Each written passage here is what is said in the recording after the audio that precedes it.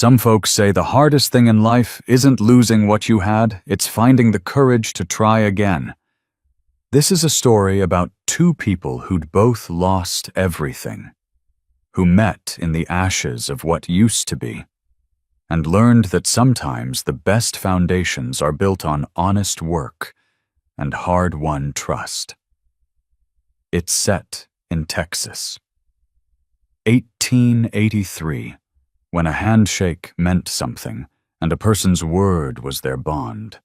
I hope it reminds you, as it does me, that second chances are real, and that the strongest homes aren't made of lumber, they're made of two people willing to stand together when everything else has burned down. Clara's hands went numb on the trunk handle. Through the cottonwoods, she saw it 3 blackened walls standing like broken teeth against a hard blue sky, no roof. The 4th wall collapsed inward, charred timbers jutting at angles that made her stomach turn. A man sat on a burnt beam, back to the road, utterly still. She set down the trunk.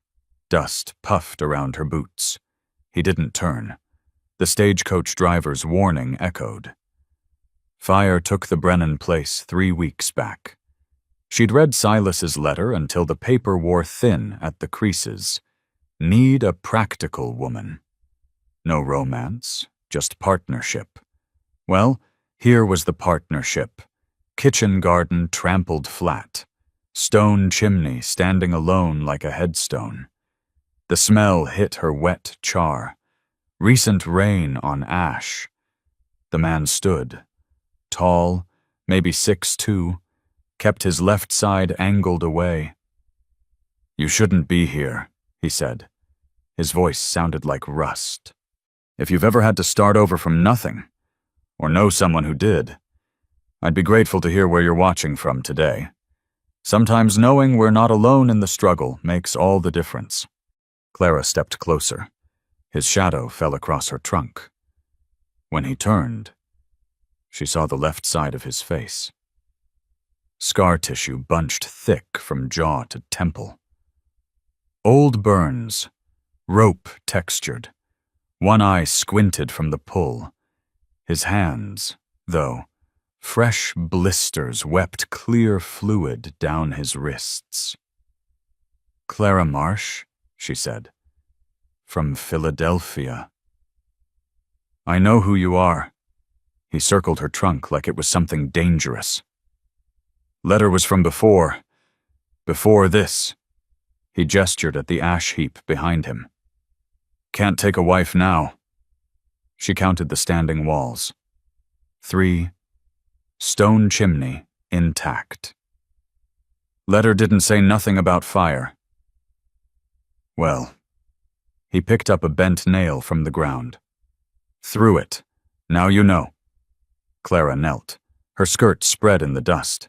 She opened the trunk. Brass clasps clicked loud in the silence. "What are you doing?" She lifted out folded dresses, set them down. Seed packets wrapped in oilcloth, her mother's Dutch oven, cast iron. Heavy enough her arms shook. Lint bandages rolled tight. Brown bottle of carbolic acid. "I come 300 miles. Each item she set in the dirt, methodical. "Reckon I'll see what I come for." "There ain't nothing to see." She pulled out 2 tin plates, set them beside the oven. His boots shifted.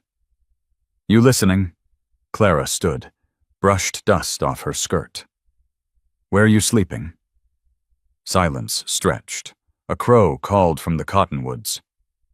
"The barn," he finally said. "Barn didn't burn." "No." "Then that's something." She picked up the Dutch oven, heavier than she remembered. "This needs water. I need that well pump working steady." He moved fast, grabbed her wrist, not hard, desperate, his blistered palm hot against her skin. "How much money you got?" She went still, looked at his hand on her arm, at the raw flesh weeping. "Enough. That ain't an answer. How much you need to know?" He let go, turned away. wiped his face with his sleeve rough motion, like scrubbing something off. Clara's voice came out softer. Neighbors offered help. Can't be beholden. Can't or won't. He wheeled back. You think I want charity? Want folks saying Silas Brennan couldn't keep his own? His voice cracked. Stopped. She met his eyes. The scarred one, the good one, both red-rimmed. I think you're hurting, she said quiet, and alone. And maybe that's worse than asking for help. His jaw worked. Scar tissue pulled white at the edges. Why would you stay for this? Barely a whisper. Clara grabbed the trunk handle, started dragging it toward the barn leather-scraped dirt. Brass corners caught on rocks, over her shoulder.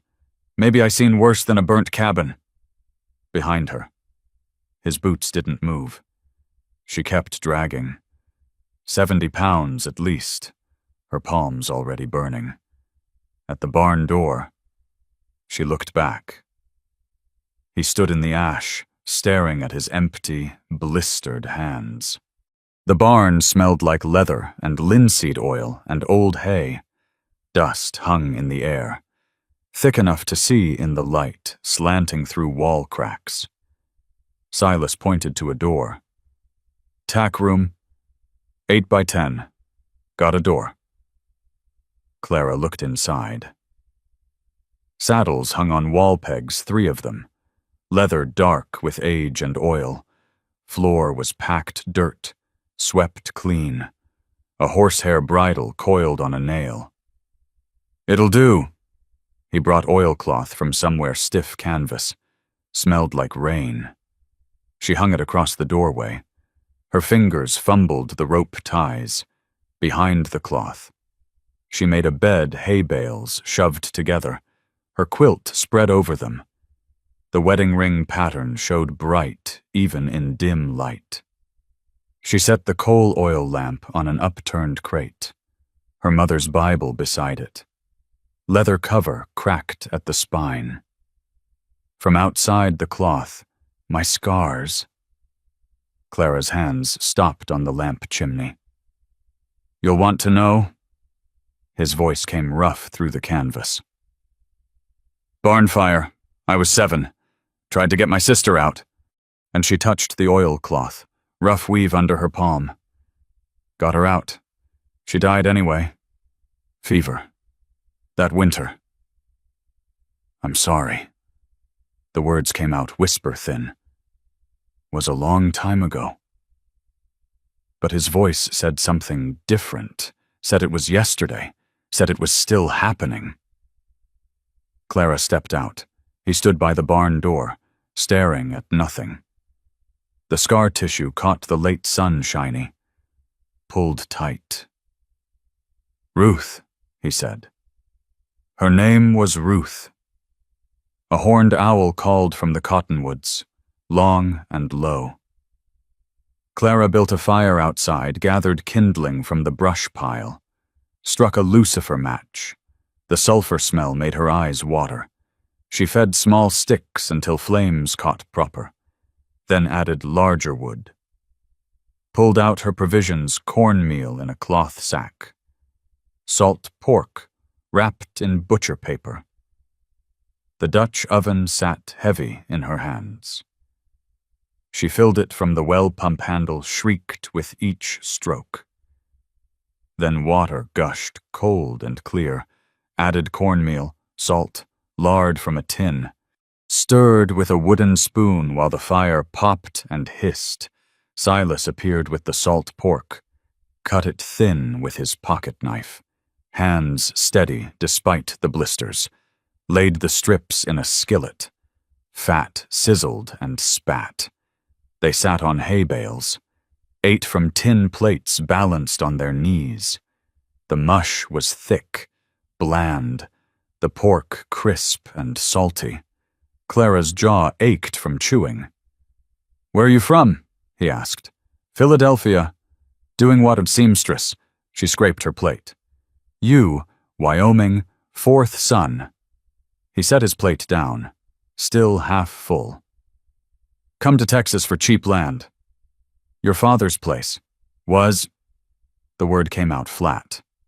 He stared at the fire. He built that cabin in '74.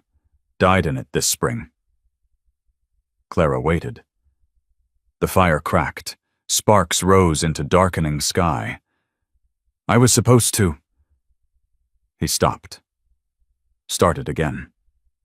Supposed to keep it going. A coyote yipped somewhere distant.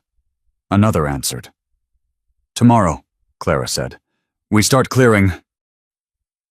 He looked at her like she'd spoke a language he didn't know. The fire burned down to coals.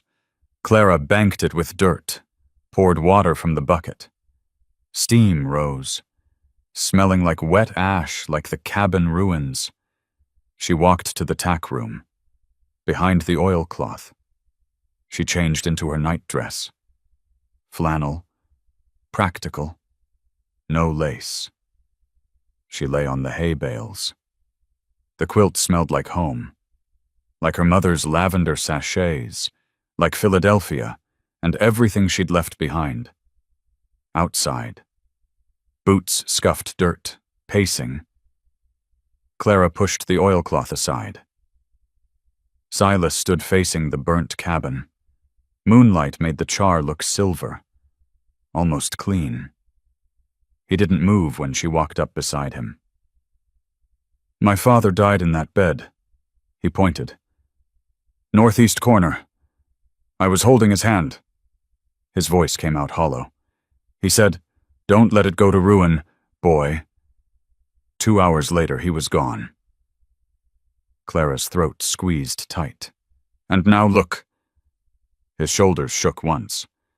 Couldn't even keep it standing. Ape woofed in the shadows. Small, low to the ground. The barn cat appeared. Ribs showed through patchy fur. It stopped 5 feet away. Yellow eyes reflecting moonlight. Clara walked back to the tack room, opened her trunk, found the cheese wrapped in muslin-hard cheese. Expensive. From Philadelphia. She'd brought it 300 miles. Broke off a piece. The cat's nose twitched. It crept forward. Took the cheese from her palm. Teeth sharp against her skin. Ate fast. Desperate. She broke off another piece. Silas's boots appeared beside her. That's real cheese. Cat's hungry. You brought provisions. She didn't answer. The cat finished eating. Licked its whiskers. He was quiet. The owl called again. Closer now. Wind moved through the cottonwood's dry leaves, rattled like bones. You been helping, he said finally. Since you got here? Haven't asked for nothing? Don't need nothing. Why? Clara looked at the burnt cabin, at the 3 walls standing, at the moonlight on broken glass and twisted metal. Maybe I know what it's like, to lose something you can't get back. The cat rubbed against her leg, then against his. Thin tail straight up, purring loud enough to hear. Silas crouched, scratched behind its ears with one finger gentle, careful of his blisters. The cat pushed into his hand. Clara watched his face. The scar pulled when he smiled, just a little. Barely there. His hands trembled. Not from the night chill. He stood, wiped his palms on his pants, looked at her straight on good eye and scarred eye both. How much money you really got? Clara. The question hung in the air between them. The cat purred. The owl called. Somewhere far off. A coyote howled long and lonesome. Clara's hand moved to her dress pocket, empty now. But in the trunk, hidden under the quilt, under her winter clothes, under the sewing kit, bank statements, letters, numbers that would make him send her away for sure. She met his eyes. Enough. Enough for what? The wind picked up. It smelled like sage and dust and the promise of rain that wouldn't come. Clara woke to the rhythm of metal on wood. Axe strikes, steady and hard. She pushed the oilcloth aside. Gray light seeped through barn cracks. Dawn. Barely. The strikes didn't stop. She dressed fast, same calico from yesterday, now wrinkled. Split skirt dusty at the hem, pulled her hair back, tied it with a ribbon that had seen better days. Outside. Silas swung the axe. Charred beams splintered under the blade. His shirt stuck to his back. Dark with sweat despite the morning cool. The bandages she'd wrapped last night hung loose on his hands, unraveling with each swing. Clara walked to the well, worked the pump until water gushed, filled 2 tin cups, no sugar, no cream, just coffee boiled over last night's coals, reheated, bitter and strong. She walked to where he worked, held out a cup. He took it, drank without stopping, handed it back. His palm left blood smears on the tin. Your hands. He looked down. Fresh blood seeped through the muslin, mixing with old yellow fluid from the blisters. He shrugged, reached for the axe again. Clara stepped between him and the beam. No. I got work. We got work. She set the cups down. And you can't do it bleeding. His jaw worked, scar tissue pulled white. She walked to the tack room, came back with the carbolic bottle, clean muslin torn from a petticoat hem. Sit. I don't need sit. He sat on a burnt timber, held out his hands. She unwrapped the old bandages. The blisters had opened, raw flesh exposed. Dirt ground in deep. She poured water over them. He hissed through his teeth, but didn't pull away. The carbolic acid went on next. He went rigid. Breath came sharp through his nose. I know, she said quiet. Wrapped fresh muslin tight. No more lifting today. I got to clear. I can lift too. He stared at the white cloth on his palms, already spotting red. You're a seamstress? I got arms, don't I? She picked up a charred beam, smaller than the ones he'd been moving, but heavy enough her shoulders burned, dragged it to the pile they'd started, went back for another. Silas watched, then stood. Grabbed a beam with his bandaged hands. They worked until the sun cleared the cottonwoods. Clara's hands blistered. She said nothing. Silas's bandages soaked through. He didn't stop. By mid-morning they'd cleared enough to see the stone chimney foundation, intact, solid. The mortar held. Clara knelt, touched the stones, still warm from yesterday's sun. Foundation's good, Silas said behind her. She looked up. He stood against the light, hat brim shadowing his face. The scar caught the sun shiny. Rope thick. Then we got something to build on. Wagon wheels creaked on the road. They both turned. 2 wagons rolled up the drive. 4 people, 2 men, 2 women. The Hadleys and another couple Clara didn't know. Silas's shoulders went tight. Mr. Hadley climbed down. Big man, red-faced from sun and work. Heard you got yourself a wife. Brennan. Word travels. Can't let a woman live in a barn. Hadley gestured to the wagon bed. Lumber, green pine, fresh cut, maybe 200 board feet. Brought this over. Silas didn't move. His voice came out flat. Can't pay for it. Didn't ask you to. Mrs. Hadley spoke from the wagon seat. Gray hair pulled tight under a bonnet. It's Christian charity. Silas's neck flushed red, jaw clamped shut. Clara stepped forward, wiped her hands on her skirt dusty, sweaty. That's real kind of you folks. We're grateful. The other woman climbed down, younger, round-faced. I'm Sarah Cooper. This here's my husband, Tom. Tom Cooper tipped his hat. Lean man, weathered. We homestead 2 miles east. Clara Brennan. The name felt strange in her mouth. She hadn't used it yet. We'll trade labor come harvest. Silas is good with a hammer. Hadley's eyebrows went up. That's so. That's so. Clara's voice stayed steady. Met his eyes direct. Hadley looked at Silas. Silas stared at the ground. The flush crept up past his collar. Well then, Hadley slapped the wagon rail. Let's get this unloaded. The men worked. Silas moved like his joints had rusted stiff. Mechanical, each board the neighbors stacked, his shoulders hunched lower. Clara saw his hands fist and unfist. Blood seeped through the bandages. Mrs. Hadley appeared beside Clara, handed her a cloth-wrapped bundle. Cornbread, still warm. Thank you.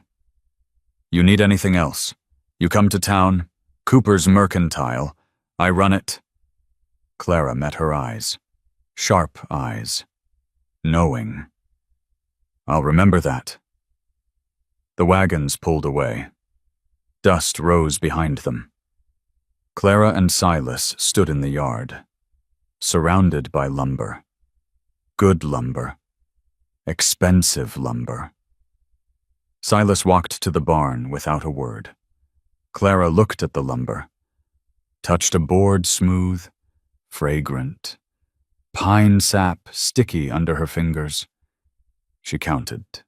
More than 200 feet. Closer to 3. The days that followed ran together. They worked dawn to dusk. Silas showed Clara how to use the draw knife, cherry handle, worn smooth from years of use. He stood behind her, put his hands over hers on the tool. Like this. His chest pressed against her back, his breath warm on her neck. The scar side of his face near her ear, she pulled. The blade caught. Jumped. Gouged the wood deep. Slower, he said, voice rough. Let the tool do the work. She tried again. The blade skipped, cut crooked. Here. His hands tightened over hers, drew the blade.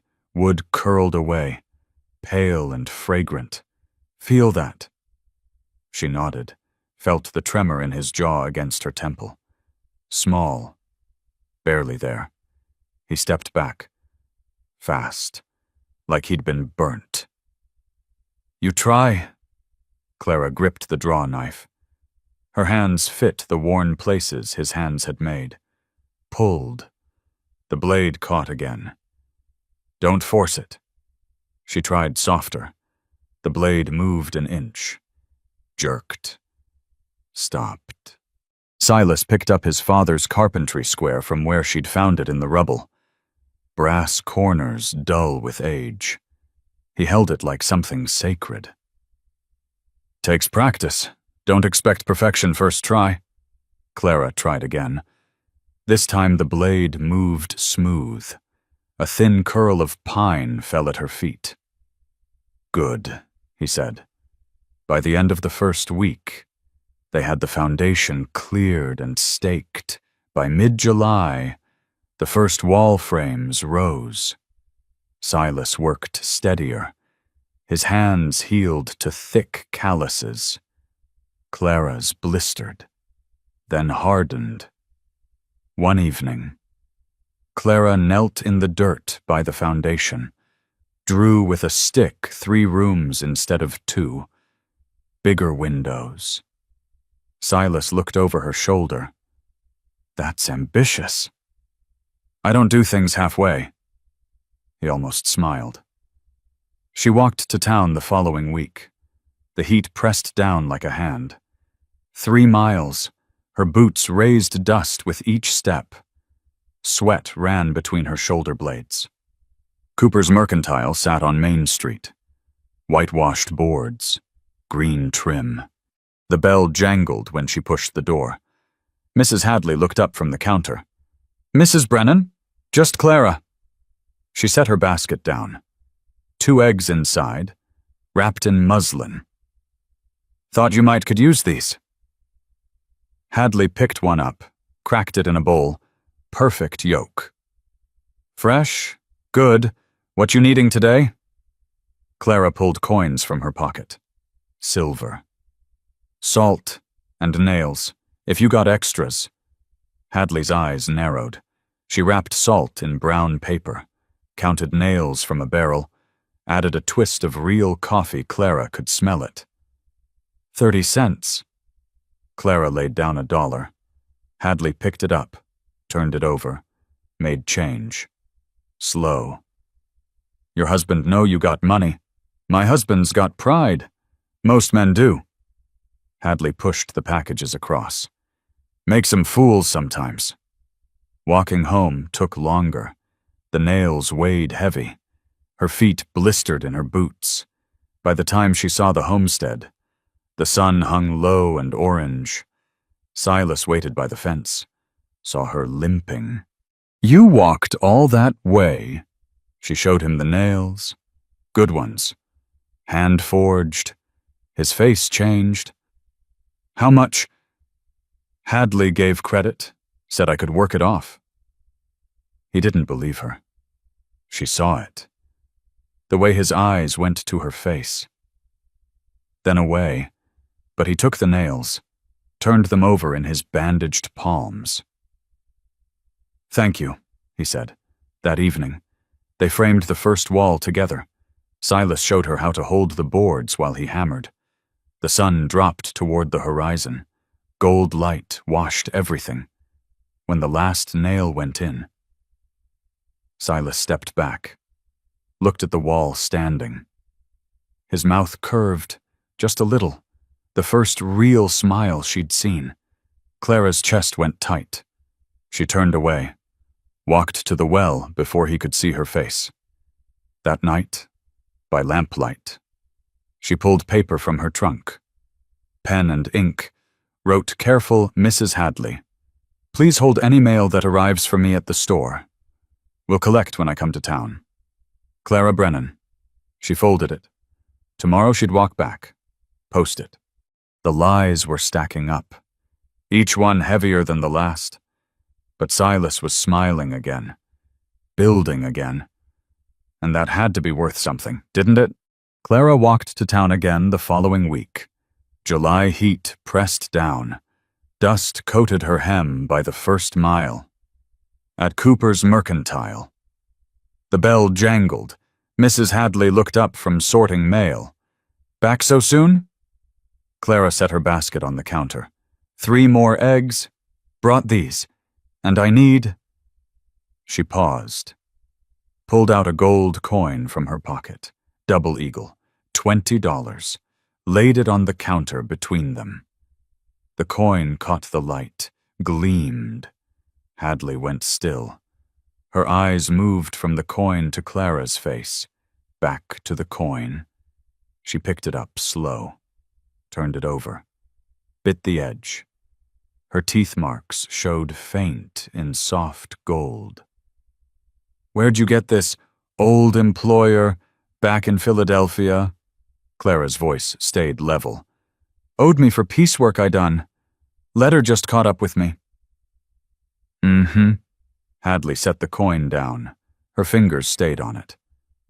"What you needing? Window glass, 4 panes, and fabric for curtains if you got any."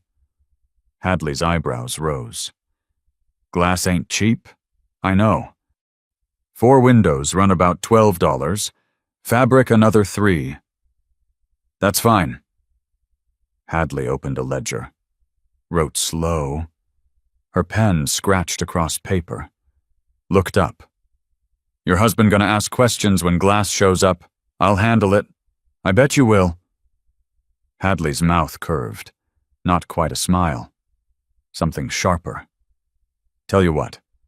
I'll order the glass from Fort Worth. Takes 2 weeks. Meantime, everything you buy goes on credit. You settle with me private. Cash. Nobody knows. Clara's throat went tight. You'd do that. Known Silas Brennan since he was a boy. Stubborn as they come, but good. She made more notes. Besides, I like watching a clever woman work. Thank you. Don't thank me yet. Hadley counted out change. Pushed it across. Buy yourself something nice with this. You earned it. Clara took the coins. Still warm from Hadley's palm. Walking home. The weight in her pocket felt heavier than $20 should. The cabin changed over the following weeks. Late July sun beat down while they worked. The 4 walls rose. Roof beams went across like ribs on a skeleton. Silas stood on a ladder one morning, hammering, his shirt off in the heat. Scars crossed his back, old ones, white with age. The burn scars from his neck continued down past his shoulder blade. He whistled while he worked. Off-key. But the sound made something in Clara's chest pull tight. She knelt in the dirt she'd turned for garden, pushed bean seeds into rows, corn kernels, squash seeds from her trunk saved from Philadelphia. The soil felt different here, grittier, drier. But she watered from the well, and the seeds went in. The hammer strikes stopped. Boots scraped ladder rungs. You planting all that yourself? Silas's voice behind her. Garden won't plant itself. He crouched beside her, picked up a handful of dirt, let it sift through his fingers. What you got there? Beans, corn, squash. That'll take some doing. I got time. She pushed another seed in, covered it, patted the soil firm. He watched her hands, blistered palms, broken nails. Dirt ground into the creases. You never done this before. My mother kept a garden. I remember some. She'd teach you. Before she died, consumption, 10 years back. And your father, last year, heart gave out. She sat back on her heels, brushed dirt on her skirt. That's when I answered your letter. Didn't have nothing keeping me there no more. He stood, offered his hand. She took it. He pulled her up, his palm rough, calloused. The blisters healed now to thick skin. Their hands stayed together a beat too long. Then she pulled away. Over the next week, neighbors came by. Tom Cooper brought his boy, 8 years old, gap-toothed. The boy ran circles around the building site. Looking real good. Brennan, Tom said. Silas wiped sweat from his forehead, left a dirt streak. Getting there. Sarah Cooper brought more cornbread, set it wrapped in cloth on a stump. For your supper. Something. When they left, Silas stood taller, looked at the framed walls like he could see the finished house. Clara watched him and felt the lies stack up inside her like kindling. The glass arrived first week of August. Hadley's boy delivered it on a wagon. 4 windows, 4 pane each, wrapped in burlap and straw. Silas stood in the yard when the wagon pulled up, looked at the wrapped bundles, at Clara, back to the bundles. The boy handed him a bill, marked paid in full. Silas's jaw went tight. He helped unload, said nothing.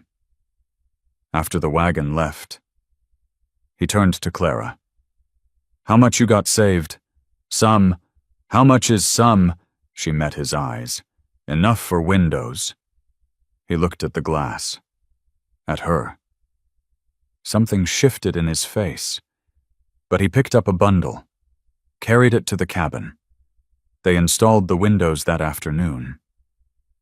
Silas showed her how to set the panes in their frames, seal them with putty. His hands moved careful, gentle. When the last pane went in, light flooded the interior, made the raw wood glow. Clara stood inside, turned slow, saw the space with walls and roof and windows, saw what it could be. "It's coming together," she said quiet. Silas stood in the doorway, watching her. "Yeah, it is."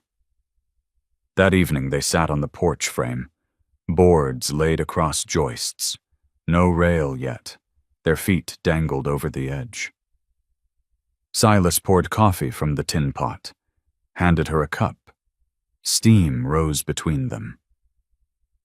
"I can't read so good," he said sudden. Clara lowered her cup. "What? I can read, but not good. Pa taught me some, but he died before." He stopped. "There's gaps. That why you don't read your father's journal?" His head came up. "How'd you know about that?" "Saw it, in the barn, when I was looking for rope." He was quiet. Then, "I can read some of it, but Pa's handwriting." He trailed off. Clara set her cup down, went to the tack room, came back with her Harper's Weekly, 3 months old, pages worn soft. "Read this to me," she said. Handed it to him. He took it, opened to a page, squinted at the words. "The telephone." He stumbled, stopped. "Telephone," she said. "Telephone exhibition in Boston."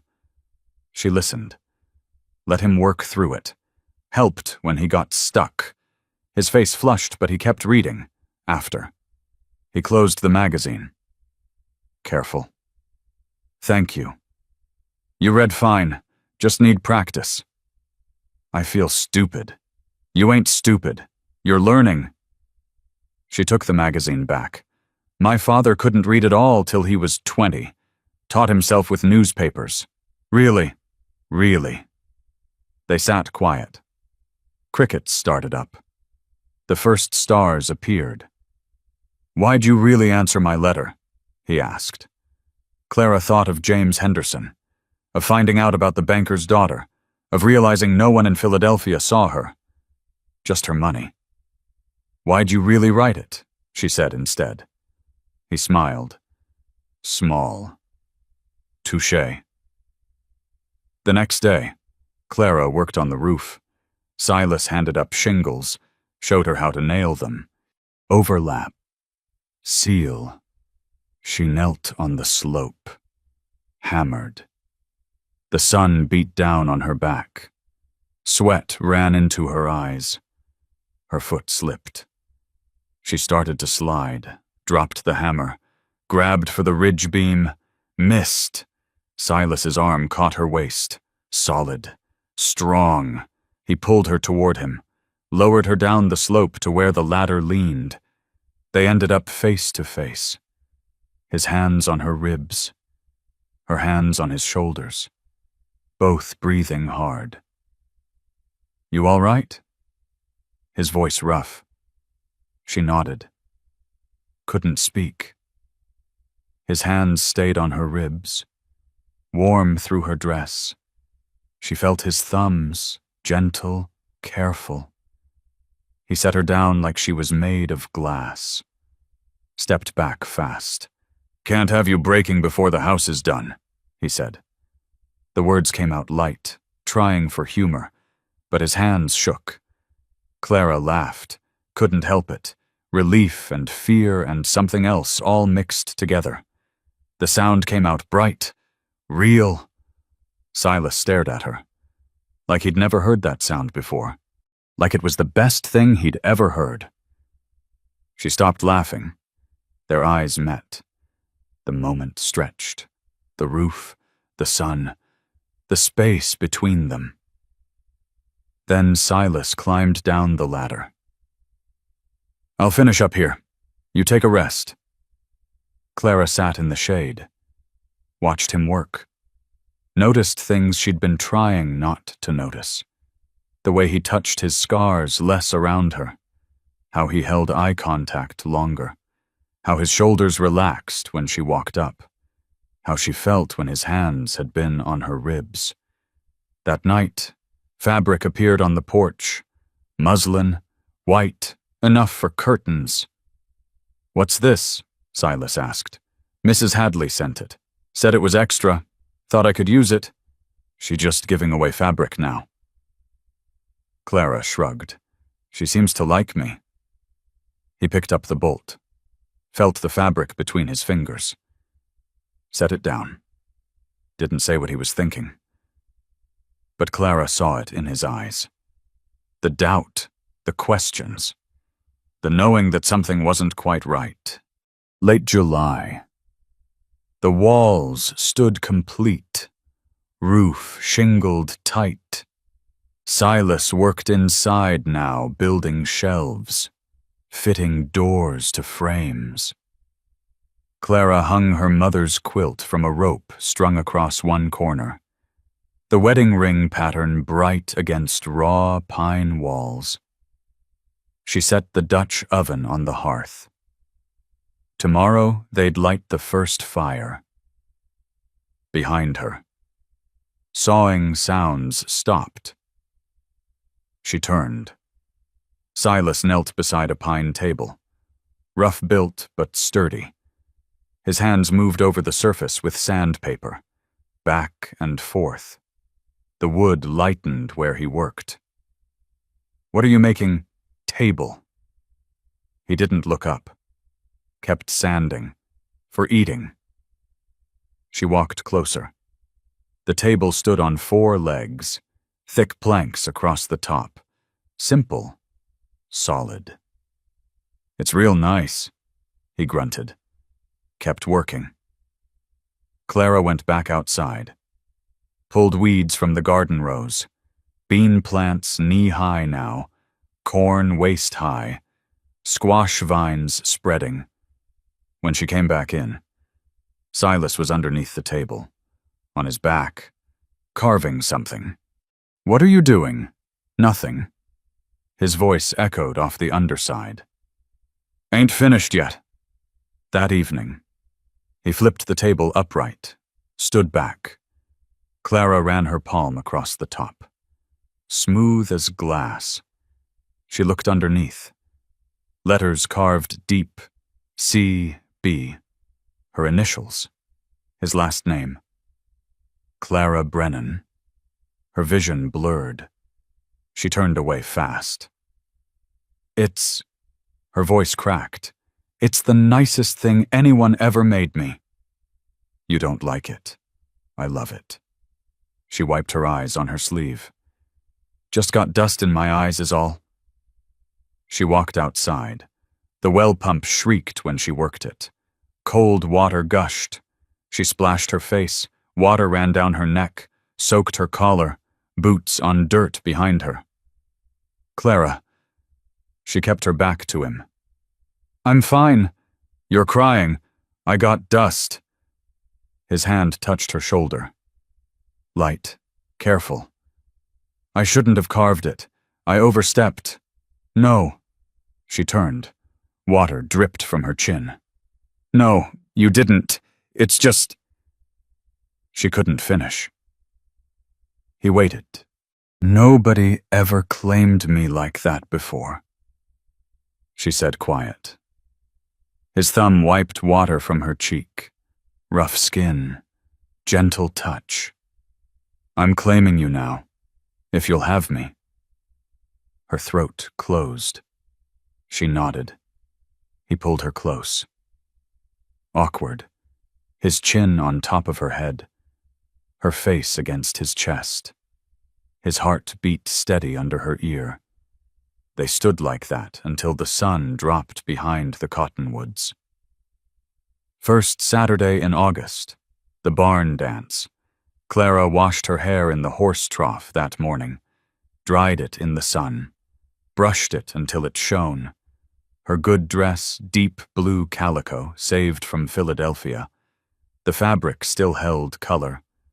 Leg of mutton sleeves, jet buttons at her throat. Silas scrubbed at the well. She heard splashing, muttering.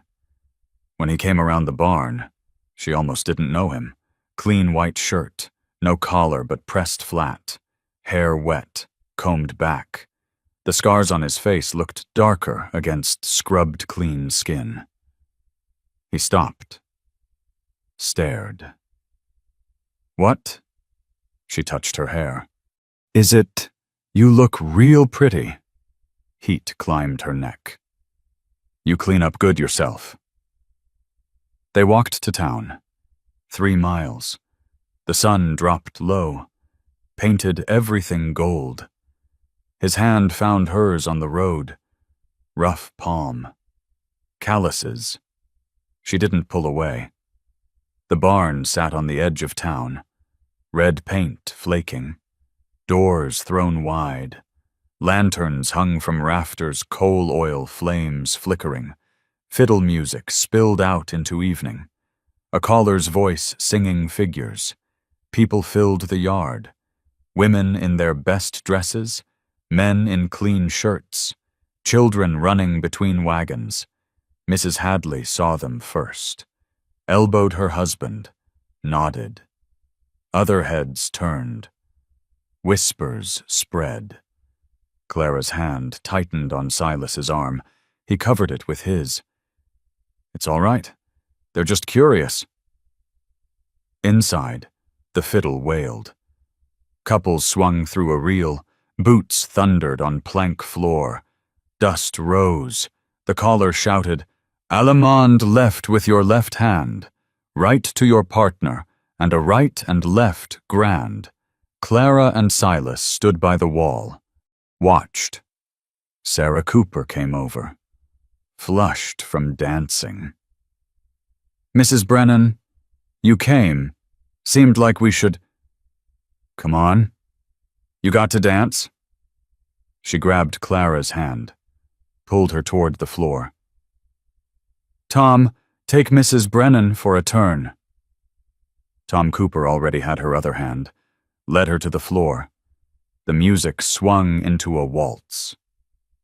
Slower. Tom's hand on her waist. Proper distance. He turned her through the steps. She followed. Rusty, but it came back. Over his shoulder, she saw Silas, standing alone by the wall, watching, his face unreadable. The music ended. Tom led her back. "Thank you kindly, ma'am." A man appeared beside Silas. Tall, well-dressed, string tie, good boots. "Brennan," the man said. "Heard you're building again." "Mr. Cordell." Silas straightened. "Yes, sir. Getting there." "Good." Cordell's eyes sharp, assessing. "I need a new barn built, 60 by 40. Can you do it?" Silas's mouth opened. Nothing came out. Clara stepped in. "He can do it." Cordell looked at her. Eyebrows up. "Your wife handles business." "My wife knows numbers." Silas's voice found itself. "What you paying? What you asking?" Silas looked at Clara. She could see him calculating. Too low meant desperate. Too high meant losing the job. $1 a day, Clara said. "You provide materials. 3 weeks' work." Cordell blinked. "That's steep. That's fair. You want good work. You pay for it." A smile tugged Cordell's mouth. "Your wife's got spine. Brennan." "Yes, sir." Something in Silas's voice. Pride. "She does? $1 a day, then. Start Monday." Cordell extended his hand. They shook. The deal made, walking home. The moon rose full. White light washed the road, made the dust look like snow. Silas grabbed Clara's hand, swung it between them. You didn't have to do that. Do what? Speak for me. I could have what? Sold yourself short, asked for 75 cents. He was quiet. Partners, Clara said. Remember, you build, I talk, together. Together. He tested the word. Liked it. They stopped at the property line. The cabin sat dark against stars. Clara could see the window glass catching moonlight. The door hung true in its frame. Home. It's finished, Silas said. Tomorrow we move in proper. She looked at the walls they'd framed, the roof they'd shingled, his hands and hers, his strength and her money, all tangled together. Silas. He turned to her. Close. Very close. His hand came up, touched her cheek. Rough palm, gentle. Clara. Her name in his mouth. I need to tell you, don't. She knew what was coming.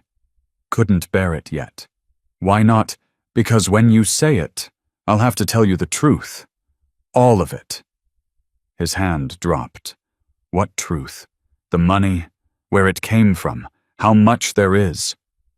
I told you, I know you got money. You don't know how much? Her voice shook. You don't know what I did, who I was. Then tell me. I can't, not yet. Why not? Because I love you. The words tore out. And when you know the truth, you won't love me back. He stared at her. Moonlight turned his scars silver. The good side of his face. The burnt side. Both beautiful to her. You think I care about money? Everyone cares about money. Is that why you came here? You think I wanted a rich wife. I think you wanted a partner, someone practical. She wiped her eyes. And I lied about how much I got, about why I came. Then why did you come? She thought of James Henderson, of the banker's daughter, of Philadelphia and everything she'd run from. Because you didn't know I had it, she said. Your letter didn't ask about money. Just asked if I could work, if I was practical. His arms pulled her close. You could have told me. When you couldn't afford to send me back, when you were sitting in ashes hating yourself. I wouldn't have sent you away. Yes, you would. Her voice went hard. You would have thought you were charity.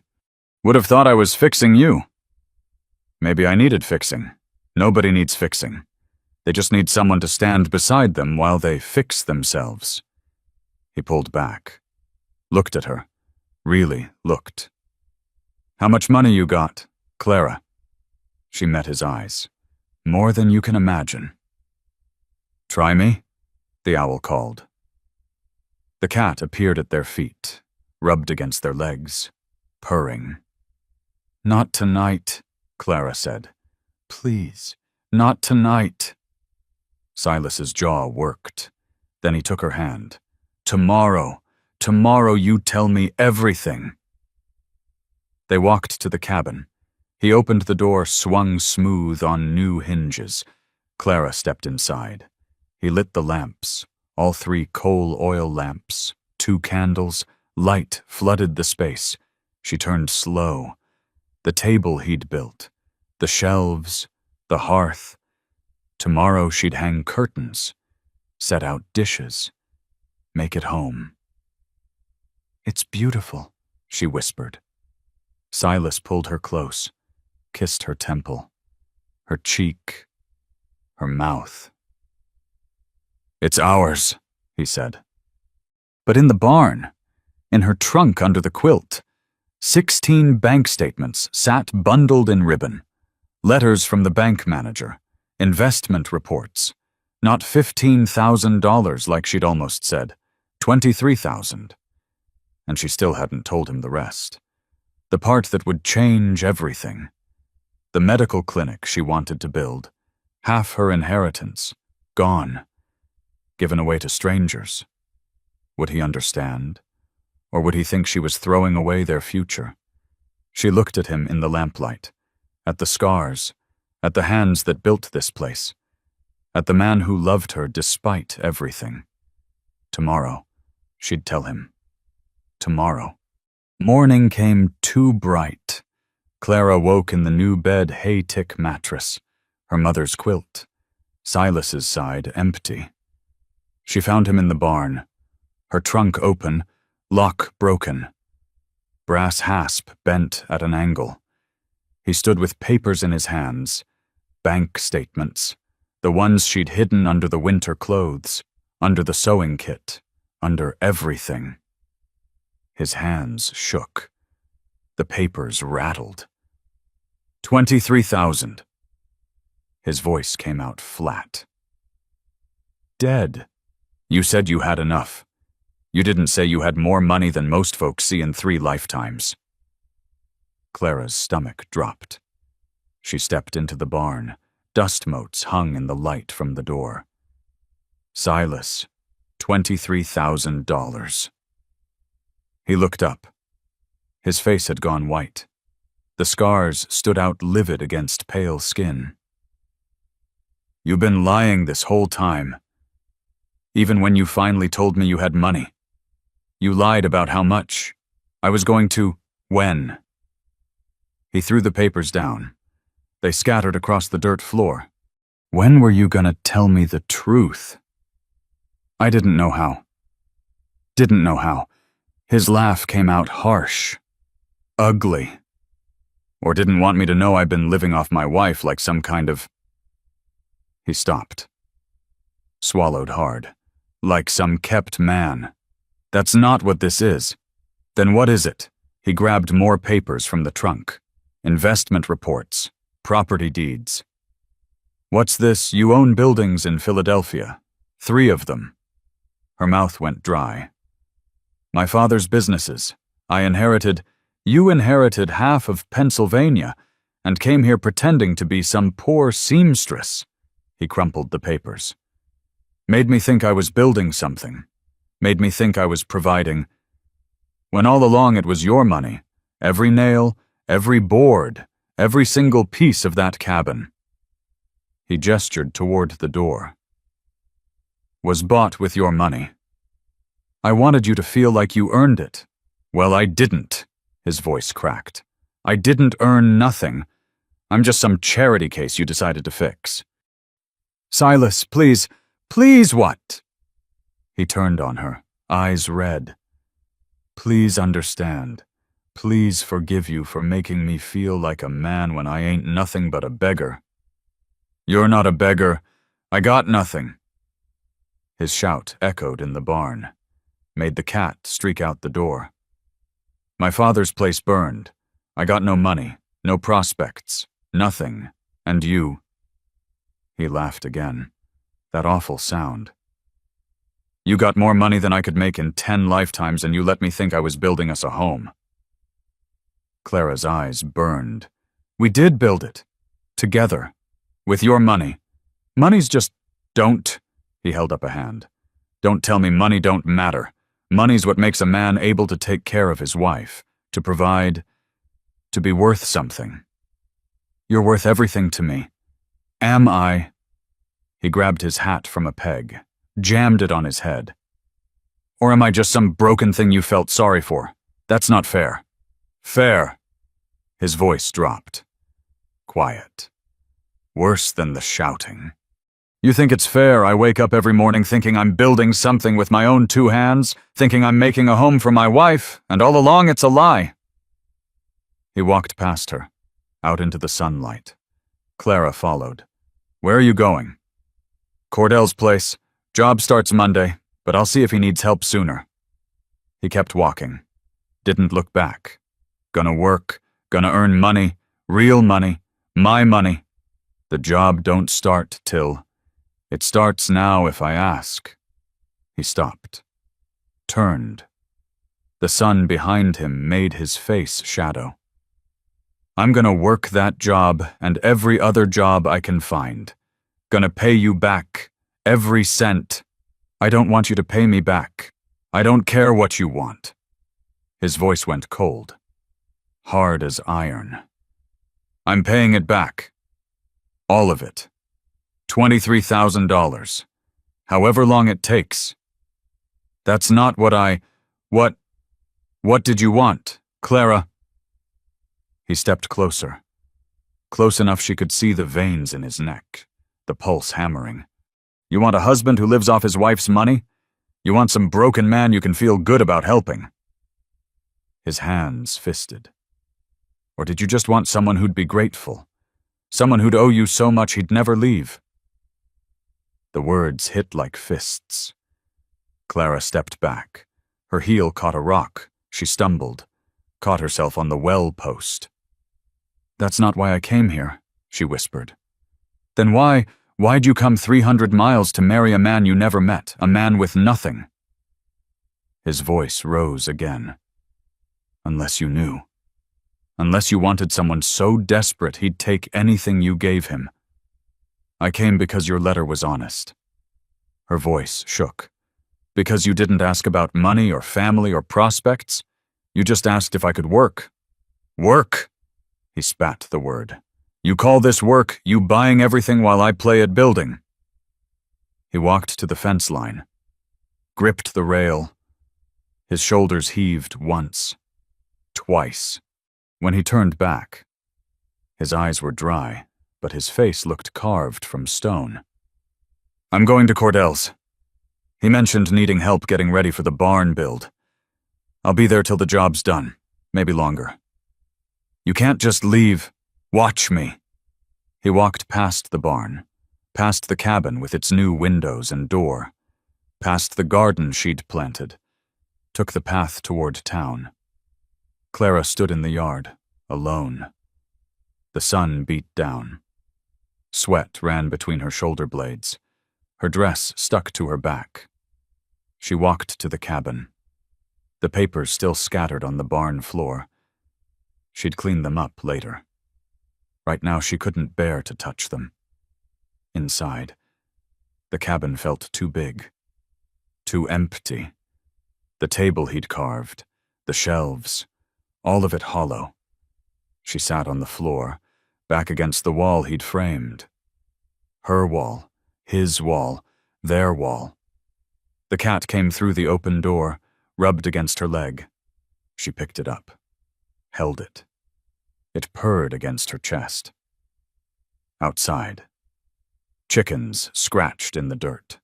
Rosie the cow lowed to be milked. Morning chores still needed doing.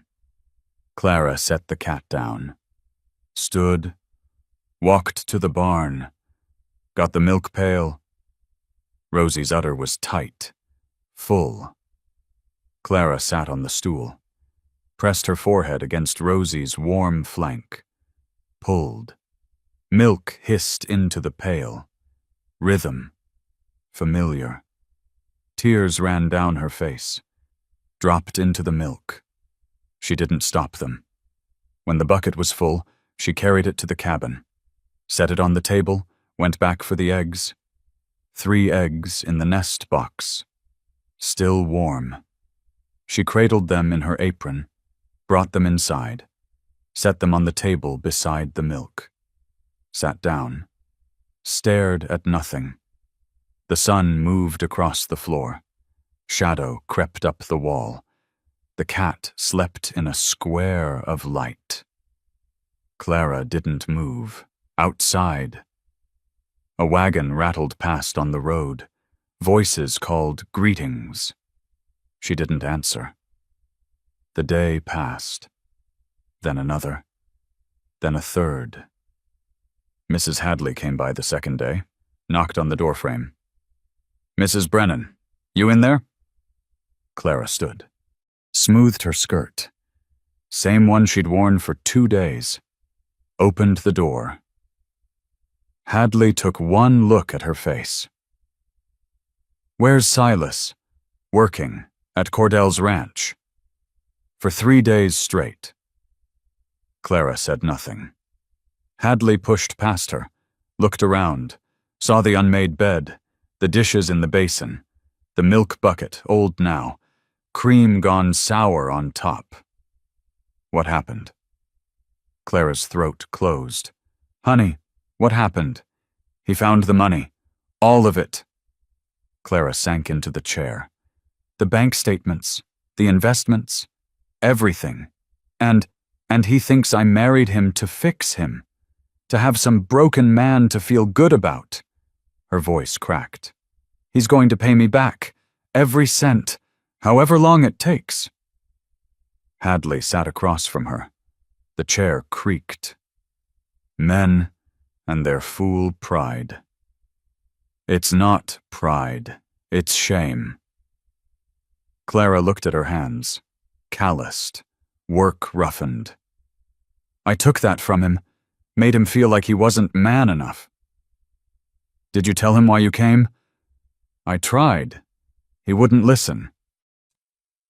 Hadley was quiet. Then, you got to let him cool down. What if he don't come back? He'll come back. This is his home. It's my money's home. He said it himself. You believe that? Clara thought of Silas on the ladder, hammering, his hands on hers with the draw knife, the table he'd carved her name into. No, she whispered. Then don't let him believe it. Hadley stood. When he comes back, you tell him, make him understand. After Hadley left, Clara poured the sour milk out, washed the bucket, collected fresh eggs, made herself eat one, fried in lard, then another. Her stomach cramped, but she kept them down.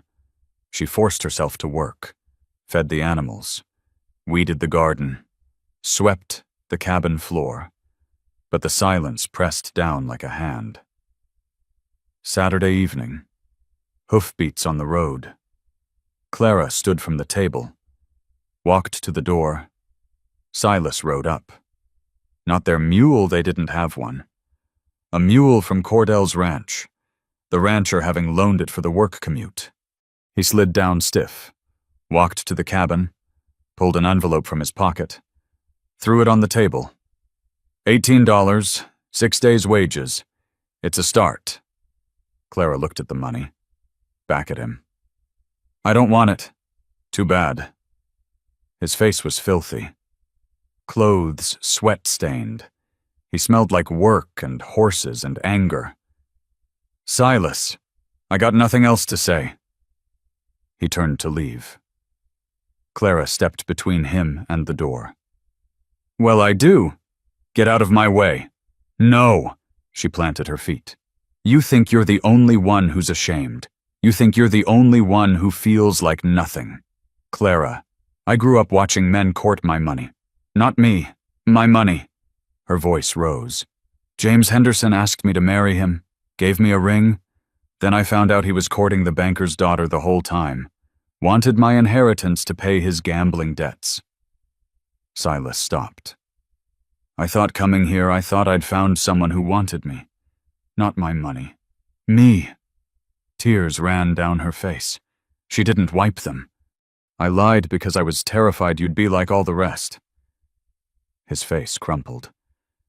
I can't be the man who lived off his wife. Then be the man who built a home with his wife. She grabbed his filthy shirt. We framed it together. I handed you tools. You taught me to use a saw. Together. It ain't the same. It's exactly the same. Her voice broke. The money bought lumber. But you cut it. I hammered nails. We both built it. He pulled away, walked to the window, looked out at the cabin walls, the roof, the porch. Clara's hands shook. I got more to tell you. He turned. What now? I want to give half of it away. His eyes went wide. What? $11,000 to build a medical clinic for the town. She wiped her face. Doc Sawyer died. Folks are dying because they can't get help. You want to give away I want us to give it. Together. She stepped closer. Our money? Our choice? Silas stared at her, his face unreadable. Say something, she whispered. You're serious? I already talked to the town council. They said yes. If you agree. If I agree. He laughed, bitter. Why would my agreement matter? It's your money. It's our money. She reached for his hand. He pulled away. You want to work for $18, fine. Work. But that cabin, that clinic, it's ours, not mine. Ours. His shoulders dropped. All the fight went out. He sat on the floor, back against the wall, put his head in his hands. Clara sat beside him. Didn't touch. Just sat. I can't be nothing, he said into his hands. You're the man who built this place from ash. You're the man I love. He looked up, eyes red, wet. I love you too. That's what hurts. She took his hand. This time he didn't pull away. They sat on the floor until the sun set, until the cabin filled with shadow. Tomorrow, Silas said finally. We talk about this proper. Tomorrow. But Clara couldn't sleep that night, because she knew deep in her bones the shame would come back. That tomorrow Silas would wake up and remember, would see the money and feel small again. Would it ever be enough? Would he ever forgive her? Would he ever forgive himself? Late August sun beat down on the empty lot next to the church. Clara stood in the dirt, counting paces, 20 by 30. Enough space. She'd walked to town that morning. Alone. The 3 miles felt longer without Silas beside her. The town hall door stood open. She climbed the steps, inside. 5 men sat at a pine table. Mayor Peterson, Preacher Michaels, 3 councilmen. All stopped talking when she entered. Mrs. Brennan. Peterson stood. This is unexpected. I got a proposal. She set papers on the table. Her hands didn't shake. Anonymous donation, land and funds for a medical clinic. Silence. Councilman Davies leaned forward. How much money we talking? Enough to build it proper. 2 exam rooms, surgery, waiting area, stock it with medicines, hire a doctor. Where's this money coming from? Davies again. Pushing. Does it matter? It does if there's strings attached.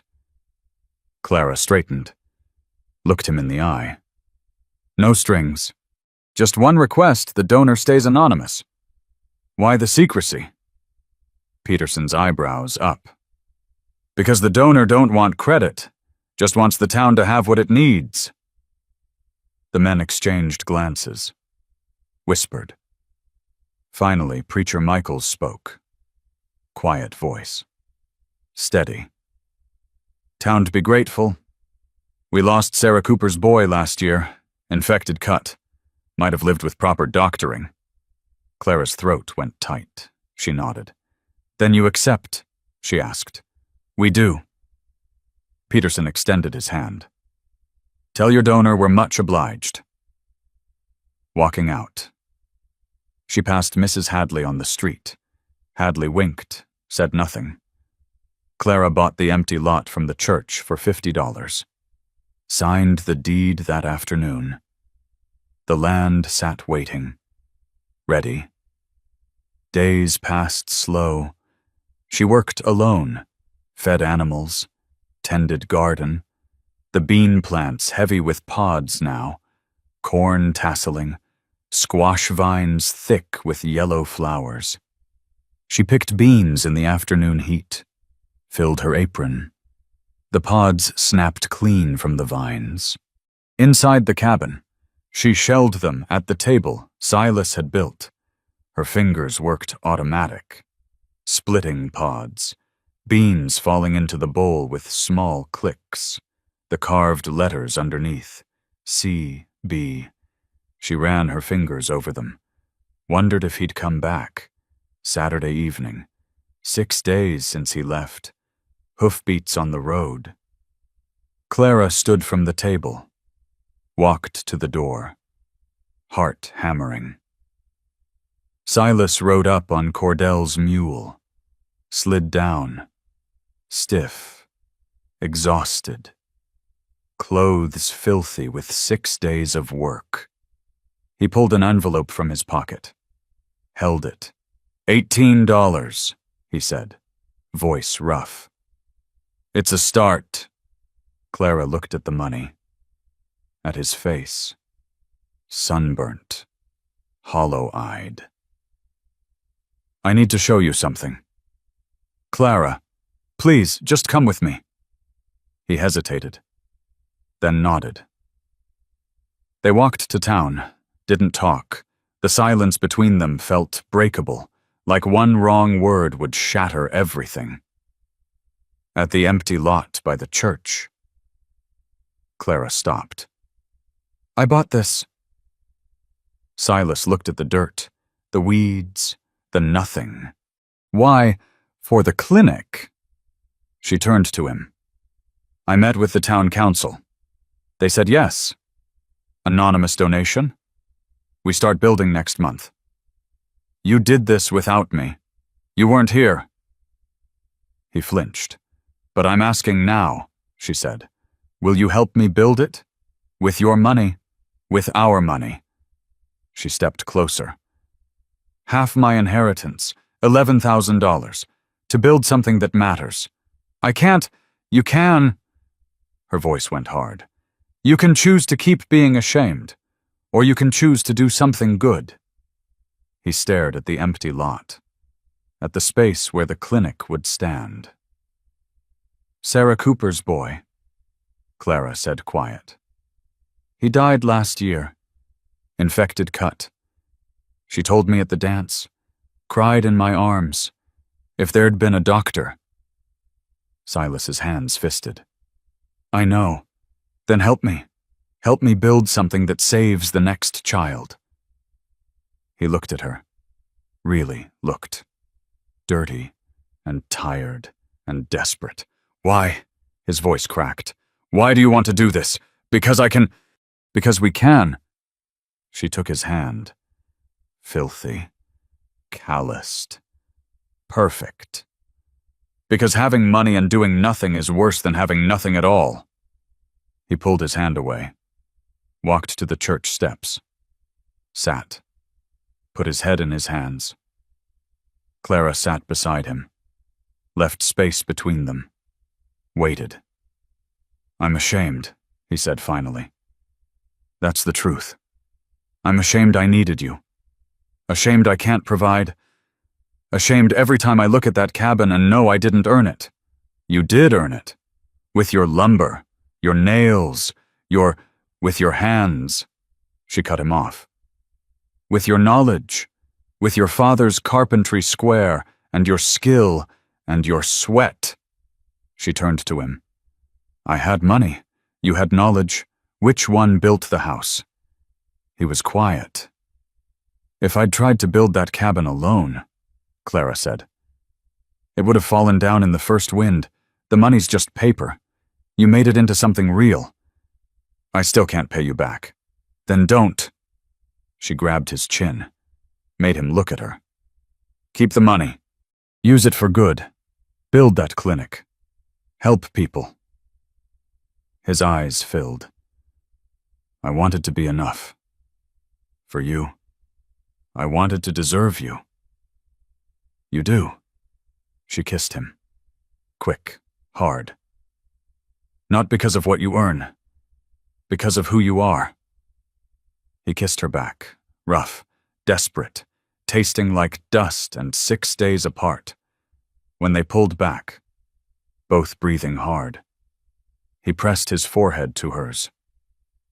I'm sorry for what I said, for leaving. I'm sorry for lying. We even... she thought. Yeah, we're even. He took her hand, looked at the calluses, the broken nails, the dirt ground in, kissed each finger. These hands built that house much as mine did. Her vision blurred. Tomorrow, he said. We go to the bank, put everything in both names.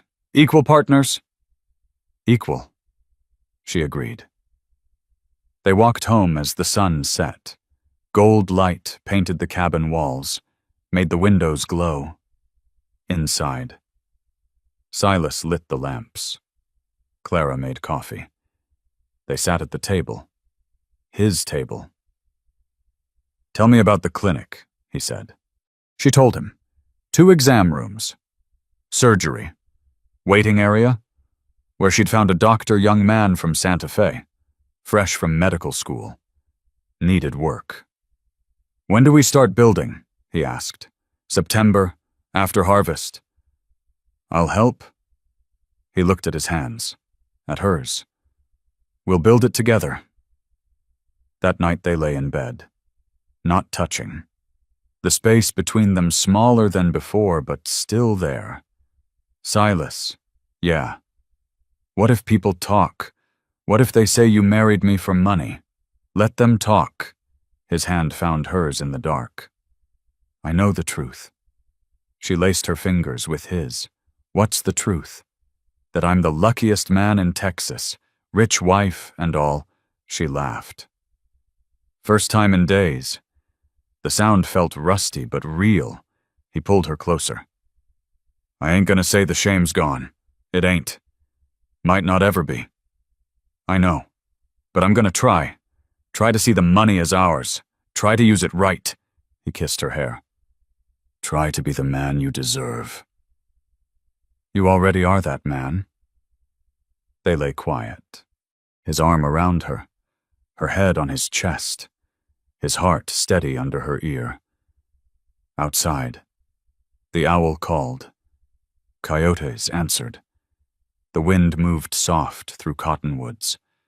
Clara felt the tension leave his body, felt him relax for the first time in days. I love you, he whispered. Even when I'm being a stubborn fool. I love you too. She lifted her head, kissed him. Especially when you're being a stubborn fool. He smiled. She felt it against her mouth. The next morning they rode to town together, Cordell's mule between them. At the bank, they sat across from the manager, a thin man with spectacles, wire-rimmed. We want to open a joint account, Silas said. The manager looked at Clara. How much are we depositing? Clara pulled papers from her bag. Bank statements, investment reports, all of it. $23,000, she said, in both our names. The manager's eyes went wide. He looked at the papers, at Silas, back to the papers. That's considerable, he said. It's ours, Silas said, voice steady. Both of us, equal partners. They signed the papers, both names on every line. Silas Brennan and Clara Brennan. When they walked out, Silas took her hand, squeezed. Feel different? She asked. Yeah. He looked at their joined hands. Feels right. At the cabin, they sat on the porch, the bench he'd built, cushions she'd sewn. What now? Clara asked. Now we build. He pulled her close. The clinic, the future, all of it. The cat appeared, jumped on his lap, purred. Clara laughed. Cat's got the right idea? They sat quiet, watching the sun move across the sky, the garden growing, the animals grazing, everything peaceful. But Clara's hand moved to her stomach. rested there. Light, uncertain.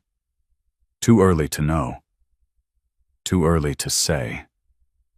But maybe. Silas noticed. Went still. You think, maybe, don't know yet. He put his hand over hers, both their hands on her belly. If you are, then we'll figure it out.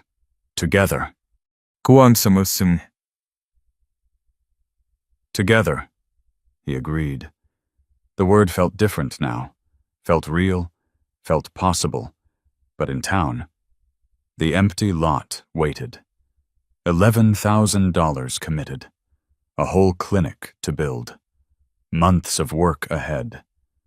And Silas still woke some mornings with shame sitting heavy on his chest. Still looked at the cabin and wondered if he'd earned the right to call it his. The healing wasn't done. Maybe never would be.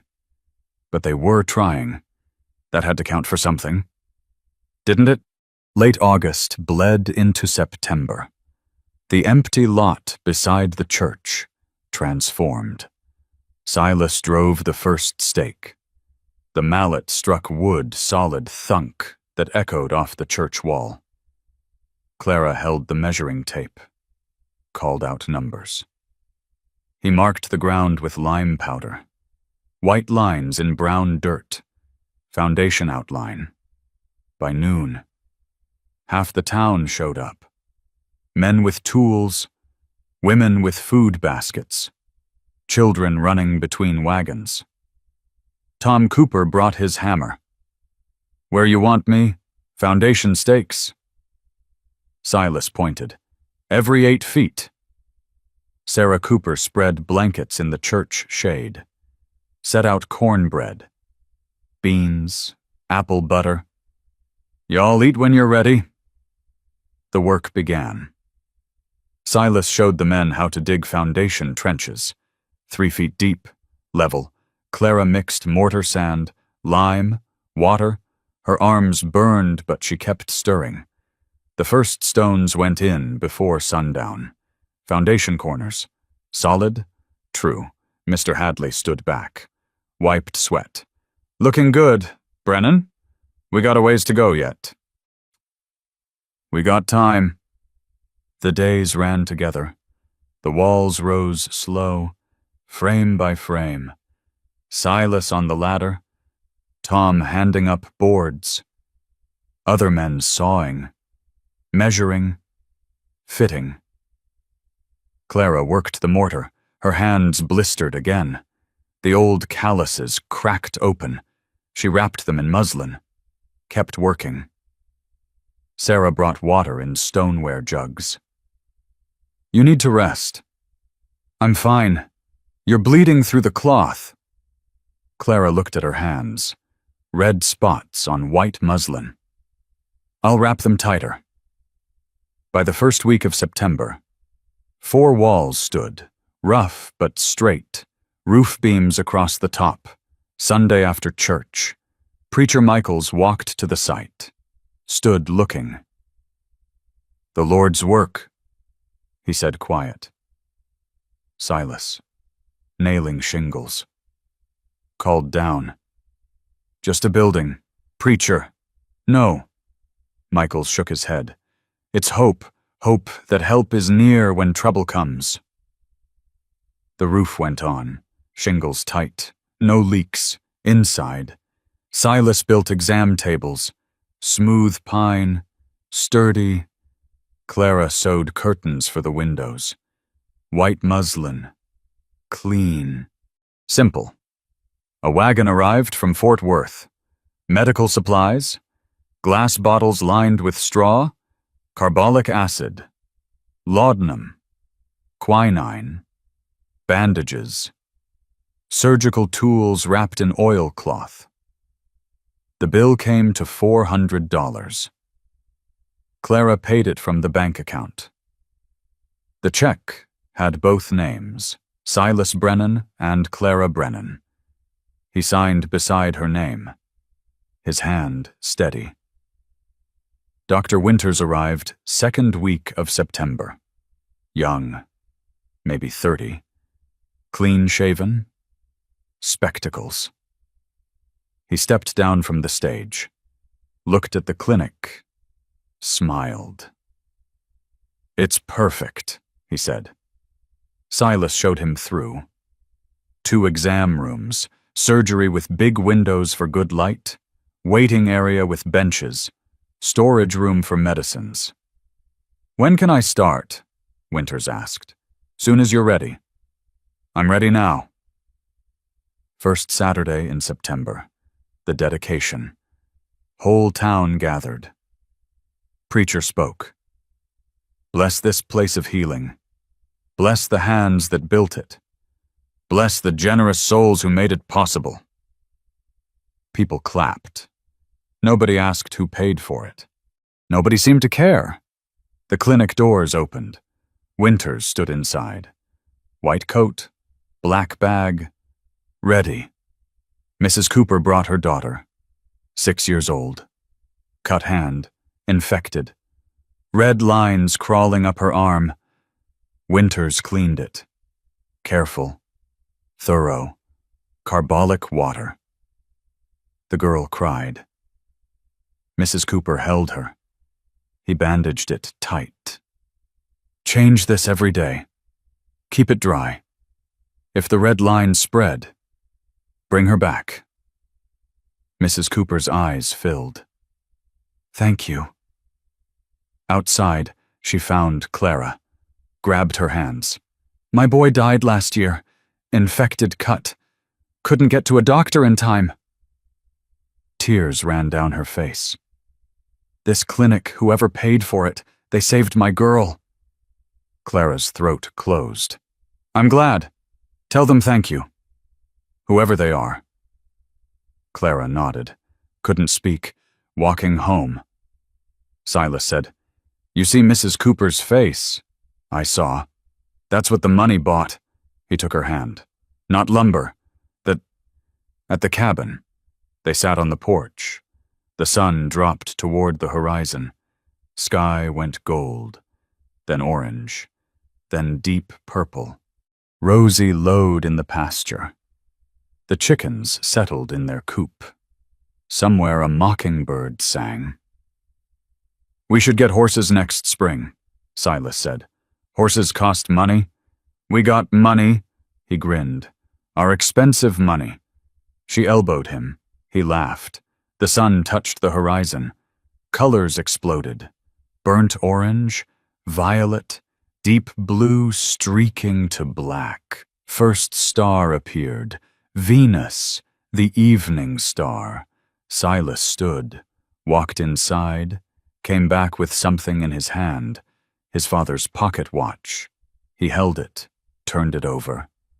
The back engraved "Property of Samuel Brennan." 1847.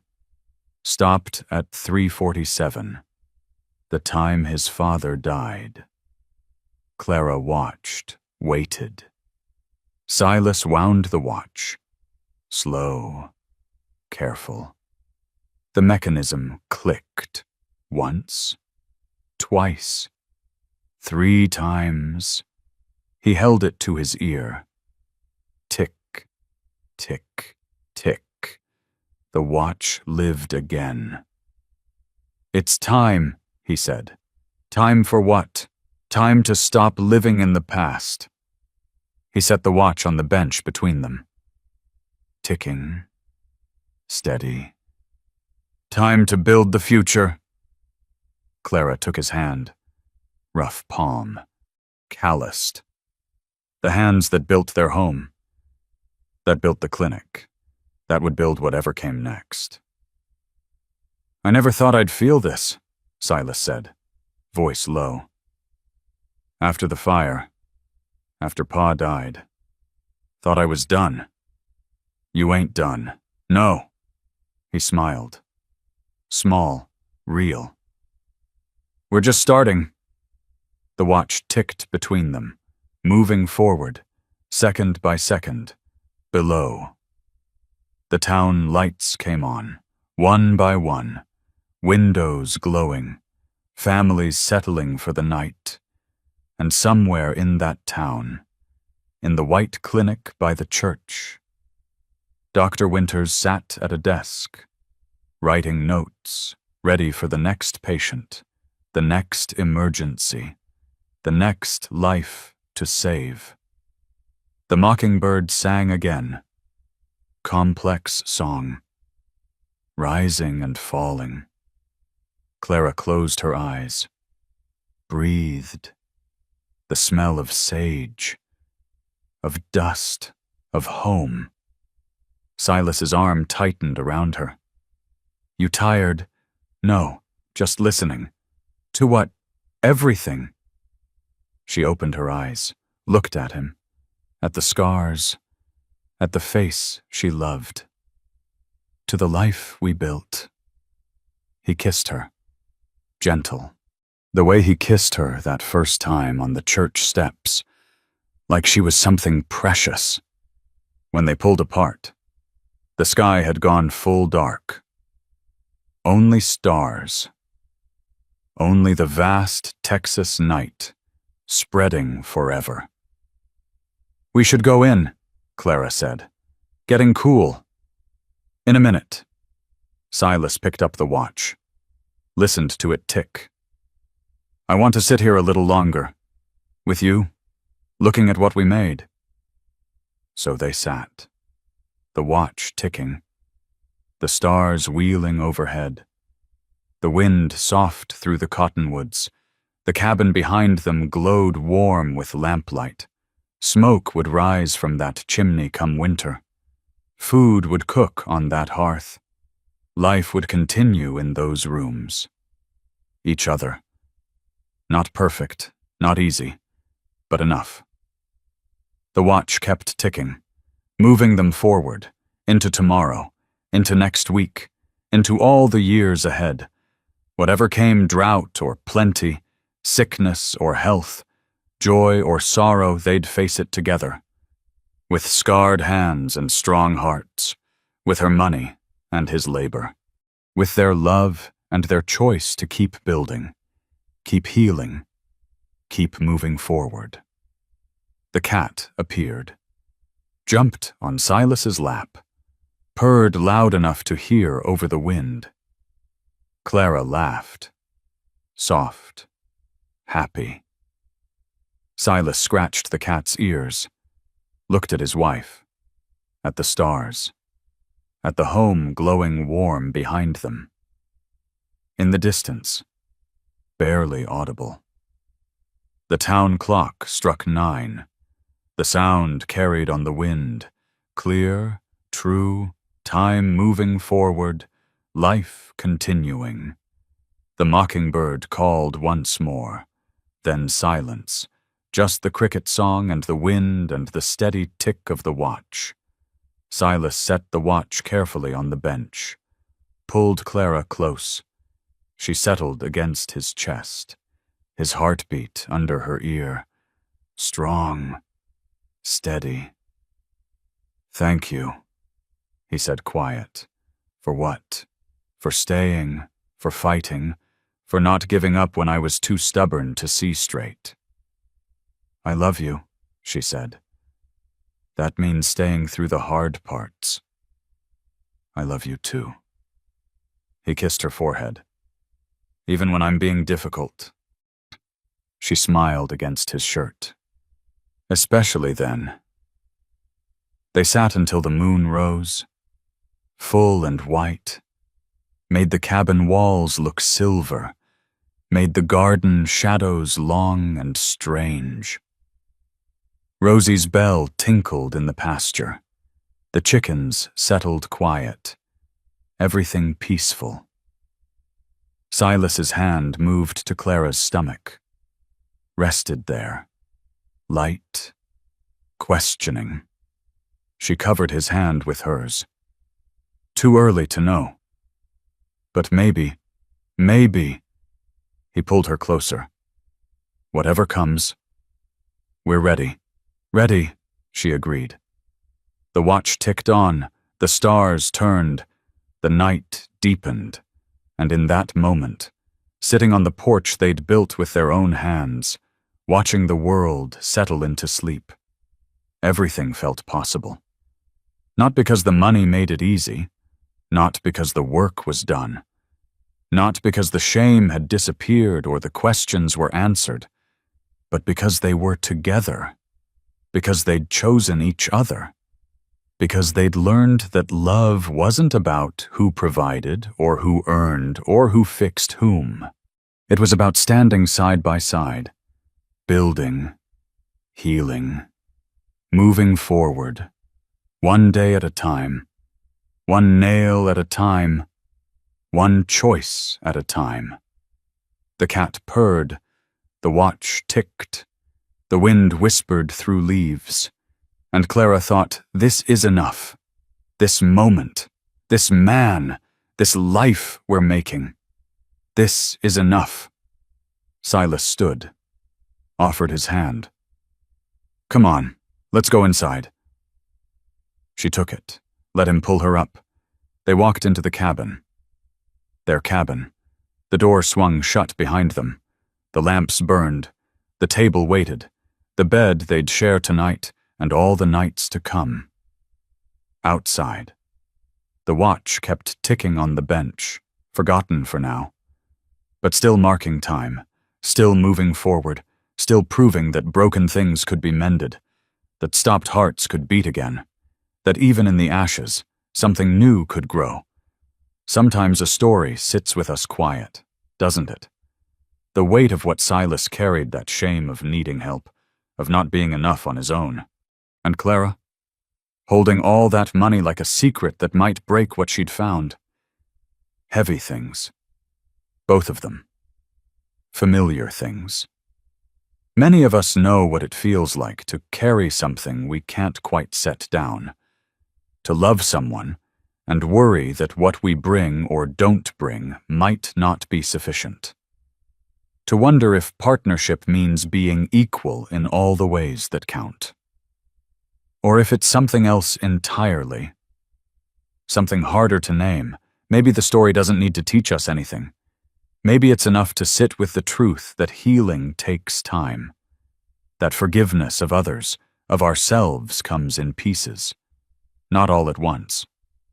That some mornings we wake up lighter and some we don't. And that's all right. The unresolved parts, the tender spots that still ache when pressed, they're allowed to stay. We don't have to fix everything to move forward. Thank you for staying with Silas and Clara through all of it, for listening all the way to the end, even when it got quiet and hard.